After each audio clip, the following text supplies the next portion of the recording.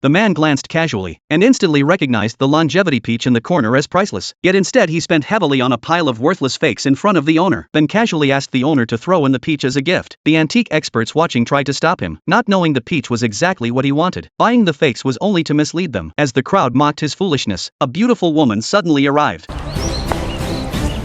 这个收淘宝时我要了，我出5000。 Everyone was stunned, realizing the man was no ordinary buyer. He was the last disciple of a treasure appraising master, gifted with the heavenly eye for relics. He had come down the mountain to fulfill his betrothal, only to discover in the antique shop that his fiancée was actually his sister-in-law. After showing his jade pendant as proof, he kept the truth hidden. The sister-in-law welcomed him to stay and help in her shop, but the apprentices were upset, saying leaving appraisal work to an outsider was irresponsible. So the man challenged them to a contest. The sister-in-law suggested each choose one item and compare their value. The apprentice smugly said if he won, the man must leave at once. 有吗？我记得师傅说过，店里最值钱的物件就是它。这下你输定了。找到了。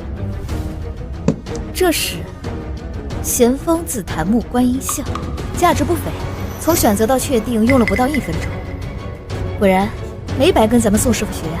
你选这观音像的五官一板一眼，没有亮点。